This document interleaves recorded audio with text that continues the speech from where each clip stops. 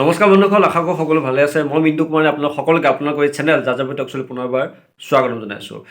আজি আকৌ এটা নতুন ভিডিঅ' লৈ আহিছোঁ। গাটো অসুস্থ, বৰ এটা ভাল নহয়, কিন্তু কিছুদিন আগতে এখন নতুন অসমীয়া ছবি একলব্যই সমগ্ৰ অসমতে চিত্ৰগৃহৰ সময়ত মুক্তি লাভ কৰিছিলে। চিনেমাখন মই চালোঁ, কিন্তু কিছুমান কাৰণত গাটো ভাল নাছিলে। মই চিনেমাখন ৰিভিউ কৰিব পৰা নাছিলোঁ, মানে নিজৰ অপিনিয়ন দিব পৰা নাছিলোঁ। কিন্তু অসমীয়া চিনেমা কেনেকৈ মিছ কৰিব পাৰোঁ, সেয়েহে আজি ভাবিলোঁ নাই, যেনেকুৱা যি নহওক নিজৰ অপিনিয়নটো শ্বেয়াৰ কৰোঁ। হয়তো ভিডিঅ'টো ইমান ভাল নহ'ব পাৰে, খাচ নহ'ব পাৰে, কিন্তু হ'লেও অসমীয়া চিনেমাখনৰ ওপৰত যদি মই কিবা এটা নকওঁ, বহুত মানে মোৰ নিজৰে বেয়া লাগিব। বেলেগে কি কয় মোৰ প্ৰথম নিজৰে বেয়া লাগিব। ফেচবুকত অলৰেডি মই লিখিলোঁ, কিন্তু ভিডিঅ'ত কোৱা মজাটো বেলেগ। তেতিয়াহ'লে আহক দেৰি নকৰোঁ, এই চিনেমাখনৰ ওপৰত নিজৰ অপিনিয়ন শ্বেয়াৰ কৰোঁ। ভিডিঅ'টো হয়তো দীঘলো হ'ব পাৰে।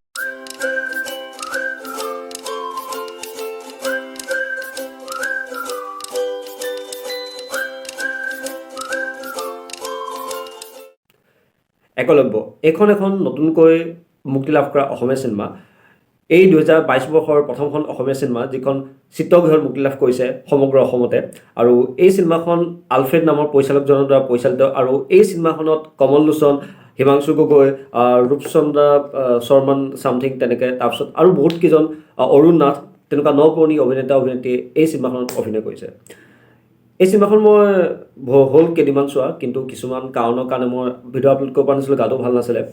কিন্তু এখন অসমীয়া চিনেমা আহিছে আৰু তাৰ বিষয়ে মই নোকোৱাকৈ থাকিম সেইটো হ'বই নোৱাৰে। কাৰণ অসমীয়া কণ্টেণ্টক মই সদায় ছাপোৰ্ট কৰোঁ, লাগিলে ভাল হওক বেয়া হওক, ভালটোক ভালভাৱে একচেপ্ট কৰিব লাগিব। আৰু যদি কিবা এটা বেয়া হয়, কিবা আঁসোৱা থাকে, সেইখিনিক আমি শুধৰাবলৈ ছাজেশ্যন দিব পৰা হ'ব লাগিব এজন দৰ্শক হিচাপে। সেই তেনেকুৱা এটা পাৰ্চপেক্টিভ লৈ মই এই একলব্য ছবিখনৰ এটা সৰু ৰিভিউ কৰিবলৈ আগবাঢ়িছোঁ। ৰিভিউ হ'ব পাৰে নহ'ব পাৰে, কিন্তু এজন দৰ্শক হিচাপে, এজন ভাল চিনেমা চাই ভাল পোৱা দৰ্শক হিচাপে মই নিজৰ অপিনিয়ন এই ভিডিঅ'টোৰ জৰিয়তে ৰাখিবলৈ চেষ্টা কৰিম একলব্য চিনেমাখনৰ জৰিয়তে। চিনেমাখনৰ কাহিনী বিশেষ বুলিবলৈ মই বেছি স্পইলাৰ দিব নোৱাৰোঁ। চিনেমাখনৰ কাহিনী এজন অভয় নামৰ এজন ল'ৰাক লৈ কমল লোচনৰ কেৰেক্টাৰটোৰ ওপৰত গঢ়ি উঠিছে, আৰু কেইটামান বেলেগ কেৰেক্টাৰো আছে। চ' এটা থুলমূল কাহিনী কেনেকৈ সেই ল'ৰাজনৰ জীৱনত কেনেকুৱা ধৰণৰ হয়। চিনেমাখনৰ ষ্টাৰ্টিঙতে মানে এটা জেলৰ চিন দেখুওৱা হয়, যে তেওঁ এজন জেলৰ কয়দী হিচাপে তেখেতক অনা হয়, আৰু এটা ঘটনাৰ পৰিপ্ৰেক্ষিতত পৰি তেখেত জেলৰ কয়দী হ'বলগীয়া হয়। তেখেত এটা অপৰাধ মানে লিপ্ত হ'বলগীয়া হয়, আৰু সেই অপৰাধটোৰ পিছত তেখেতে জেলৰ পৰা মুক্তি লাভ কৰে। তাৰপিছত তেখেতৰ জীৱনত কি কি হয়, বা পাষ্টত তেখেতৰ জীৱনত কি কি হৈছিলে, মানে কমল লোচনৰ কেৰেক্টাৰটোৰ কথা কৈছোঁ। সেই গোটেইখিনিৰ ওপৰত এই চিনেমাখনত দুটামান ছাছপেন্স, মিষ্ট্ৰী, তাৰপিছত অকণমান থ্ৰিল, একশ্যন, কমেডি, ইম'শ্যনছ, এই সকলোবোৰ দিশৰ সমাহাৰেৰে এই একলব্য ছবিখন পৰিচালকে দৰ্শকক উপহাৰ দিছে। এতিয়া প্ৰথম কথাটো হ'ল যে চিনেমাখনত উল্লেখযোগ্য দিশটো কি। চিনেমাখনৰ আটাইতকৈ উল্লেখযোগ্য দিশটো এজন দৰ্শক হিচাপে যদি বুলি মই ভাবোঁ, সেয়া হৈছে প্ৰথমটো হৈছে কেমেৰাৰ কাম। কেমেৰাৰ কাম চিনেমাখনৰ খুবেই ধুনীয়া হৈছে। যি ধৰণে চিনেমেট'গ্ৰাফাৰজনে কেমেৰা শ্বটবোৰ লৈছে, আৰু কালাৰ টোন যোনটো, বা এডিটৰে যি ধৰণে চিনেগ্ৰাফিক কামখিনি, মানে কেমেৰাৰ কামখিনি কৰিছে, খুবেই প্ৰশংসনীয়। এজন দৰ্শক হিচাপে মোৰ কেমেৰাৰ কামখিনি খুবেই ভাল লাগিলে। পাৰফৰ্মেঞ্চ অৰ্থাৎ অভিনয় মানে কি ক'ম, হিমাংশু গগৈ যোনজন আছে, তেখেতৰ কেৰেক্টাৰটোৰ নাম হৈছে ব্যাস, আৰু তেখেতে চিনেমাখনত এনেকুৱা কমেডিৰ যোগান ধৰিছে, কিছুমান হাস্যৰসৰ মুহূৰ্তৰ সৃষ্টি কৰিছে, আৰু এইখিনি জোৰ জবৰদস্তি চিনেমাখনত ইনক্লুড কৰা যেন মোৰ লগা নাই। চিটুৱেশ্যনেল কমেডি টাইপৰ যিটো আমি কওঁ, ইমান ধুনীয়াকৈ তেখেতে চিনেমাখনত হাঁহিৰ খোৰাক যোগায়, আৰু দৰ্শকে মানে হাঁহিবলৈ বাধ্য হৈছিলে। মই যেতিয়া হলত চাই আছিলোঁ, তেতিয়া বহুতে তেখেতৰ কমিক চিনবোৰ, তেখেতৰ কমিক পাঞ্চবোৰ চাই মানে হাঁহি উঠিছিলে। সৰু সৰু ল'ৰা ছোৱালী মানে হাঁহি উঠিছিলে। কমল লোচনৰ কথা কিনো ক'ম, তেখেতে যি দুৰ্দান্ত অভিনয় কৰিছে, সেয়া আপোনালোকে মানে চালে গম পাব। হয়তো অলৰেডি চিনেমাখন বহুতে চালে, অসমৰ বহুতো জনসাধাৰণে এই চিনেমাখন চাইছে। যদি আপোনালোকে এতিয়ালৈকে নাই চোৱা, হয়তো আপোনালোকৰ ওচৰৰ হলত চিনেমাখন চলি আছে, প্লিজ এবাৰ চাবগৈ, ভাল পাব।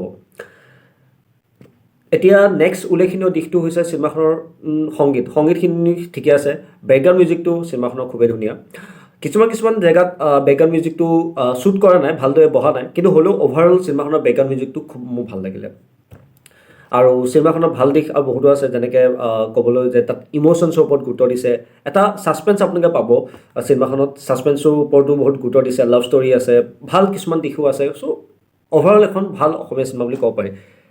কিন্তু এতিয়া তাতে এটা কথা হয় যে যেনেকৈ চব বস্তু এটা ভাল দিশ থাকে ঠিক তেনেদৰে কিছুমান ড্ৰবেক্স আহোৱাও থাকে।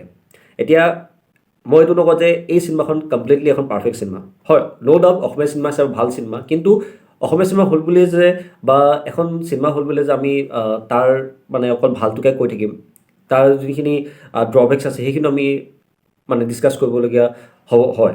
এজন দৰ্শক হিচাপে মই সেইটো ফিল কৰোঁ। চ' চিনেমাখনৰ প্ৰথমটো যোনটো ড্ৰবেক্স মই দেখিলোঁ, ড্ৰবেক্স বুলি নকওঁ, কিন্তু মানে এটা দৰ্শক হিচাপে থাকে ন যে এই বস্তুটো অকণ ভাল নালাগিল, সেইটো হৈছে চিনেমাখনৰ দৈৰ্ঘ্য। বহুতৰ বাবে চিনেমাখনৰ দৈৰ্ঘ্যটো হয়তো ফিল নহ'ব পাৰে, কিন্তু মোৰ কাৰণে চিনেমাখনৰ দৈৰ্ঘ্যটো লেংথটো ফিল হ'ল। আৰু এই কাৰণে ফিল হ'ল মানে মইতো এডিটিং ইমান নাজানো, আৰু মোৰ চিনেমাৰ ওপৰত টেকনিকেল নলেজ অকণো নাই, কিন্তু এজন দৰ্শক হিচাপে মোৰ এনেকুৱা ফিল হ'ল যে এটলিষ্ট চিনেমাখন 2 ঘণ্টা চিনেমা, এটলিষ্ট চিনেমাখনৰ 30 মিনিটছ আৰামছে কাট কৰিব পৰা গ'লহেঁতেন কিছুমান চিন তাত নিদিয়া হ'লেও হ'লহেঁতেন। মোৰ তেনেকুৱা ফিল হৈছে এজন দৰ্শক হিচাপে। হয়তো আপোনালোকৰ অপিনিয়ন বেলেগ হ'ব পাৰে, কিন্তু এইটো জাষ্ট এটা আখুৱা যেন চকুত পৰিলে। আৰু বিশেষ চিনেমাখনত মোৰ একো আখুৱা তেনেকৈ দৰ্শক হিচাপে চকুত নপৰিলে। ষ্টৰিটো ঠিক ঠাক, ডাইৰেক্ট একো প্লট চিনেমাখনত একো নাই, কিন্তু ষ্টৰিটো ঠিক ঠাক, বৰ একদম আউট অফ দি বক্স টাইপৰ ষ্টৰি নহয়, কিন্তু এটা ঠিক ঠাক ষ্টৰি। কিন্তু সেই ঠিক ঠাক ষ্টৰিটোকে ডাইৰেক্টৰে পৰিচালকে আৰু বাকী কলা কৌশলীয়ে খুব ধুনীয়াকৈ মানে প্ৰেজেণ্ট কৰিবলৈ, উপস্থাপন কৰিবলৈ সক্ষম হৈছে। কিন্তু সেই লেংথটো যোনটো দৈৰ্ঘ্য, সেই দৈৰ্ঘ্যটো অলপ মানে বেছি হ'ল যে মোৰ ফিল হ'ল। নহ'লে চিনেমাখন মানে আৰু মই একদম বহুত এনজয় কৰিব পাৰিলোঁ, তথাপি এনজয় কৰিছোঁ। আৰু এইটো নহয় যে অসমীয়া চিনেমা বুলি যে মই ভাল বুলি কৈছোঁ, নহয়, চিনেমাখনৰ ভাল হয়, চিনেমাখন সঁচাকৈ এখন কণ্টেণ্ট থকা চিনেমা হয়। এটলিষ্ট ৰিচেণ্ট আপুনি যিমানখিনি অসমীয়া চিনেমা আমি চাইছোঁ, সেই গোটেইখিনিৰ লগত এই চিনেমাখন এখন ভাল ফেৰ মাৰিব পৰা চিনেমা। আৰু চিনেমাখনত অভিনয় কিন্তু চিৰিয়াছলি ভাল হৈছে। কমল লোচনৰ অভিনয়, হিমাংশু গগৈৰ অভিনয় খুব মজা হৈছে। চিনেমাখন ভাল পাব আপোনালোকে। যদি এতিয়ালৈকে চিনেমাখন চোৱা নাই, প্লিজ চিনেমাখন চাওক। আৰু মই জানো মোৰ ভিডিঅ'টো ইমান ভাল নহ'ব পাৰে আজি, ভগা মাত, তথাপিও এই চিনেমাখনত মই নোকোৱাকৈ থাকিব নোৱাৰোঁ। অসমীয়া চিনেমা হয় ভাই, আফটাৰ অল আমাৰ অসমীয়া চিনেমা আমি ছাপোৰ্ট কৰিব লাগিব। আমাৰ অসমীয়া চিনেমা ইণ্ডাষ্ট্ৰীক আমি যদি ছাপোৰ্ট নকৰোঁ দৰ্শক হিচাপে কেনেকৈ হ'ব। মই চিনেমাখন চালোঁ আৰু হলত গৈ চাইছোঁ। চিনেমাখন সঁচাকৈ ভাল লাগিলে। দুই এটা দিশ আমি ইগন'ৰ কৰি চলিব লাগিব, কাৰণ আৰু এজন দৰ্শক হিচাপে মই এইকেইটা কথা এইকাৰণে কৈছোঁ, কাৰণ তেতিয়াহে ভৱিষ্যতে পৰিচালক হওক বা কলা কৌশলী হওক, বেলেগ চিনেমা নিৰ্মাণ কৰোঁতে তেওঁলোকে কিছুমান দিশ মানে উন্নত কৰিবলৈ আৰু চেষ্টা কৰিব। কাৰণ তেওঁলোকেও এই কামটো ধৰক কৰি আছে, তেওঁলোকেও বিচাৰিব যে আৰু উন্নত মানদণ্ডৰ ছবি, কণ্টেণ্ট দৰ্শক উপহাৰ দিওঁ। সেইটো কাৰণে এজন দৰ্শক হিচাপে মই জাষ্ট মনৰ এই অপিনিয়নটো শ্বেয়াৰ কৰিলোঁ। যদি তেওঁলোকে এই ভিডিঅ'টো চাই, আশা কৰোঁ তেওঁলোকে এইটোক বেয়া হিচাপে নলয়, এটা ভাল দিশ হিচাপে যাতে লয়। আৰু অসমীয়া চিনেমা জিন্দাবাদ, অসমীয়া চিনেমা জয় অসম। চাওক অসমীয়া চিনেমা, বহুত ভাল চিনেমাখন এবাৰ চাওক। আজি ভিডিঅ'টো ইয়াতে খতম কৰিছোঁ। যদি ভিডিঅ'টো চাই ভাল পাইছে, please like, share and comment কৰিব, আৰু ছাবস্ক্ৰাইব কৰিব পাৰিলে চেনেলটো। আৰু যদি ভিডিঅ'টো চাই ভাল নাই পোৱা, তথাপিও ক্ষমা বিচাৰিছোঁ, লৰালৰিকৈ ভিডিঅ'টো বনোৱা নিচিনা হৈছে, ক্ষমা কৰিব। কিন্তু যিমানখিনি মই পাৰোঁ, গা বেয়া হৈও মই চেষ্টা কৰিলোঁ ক'বলৈ। ধন্যবাদ।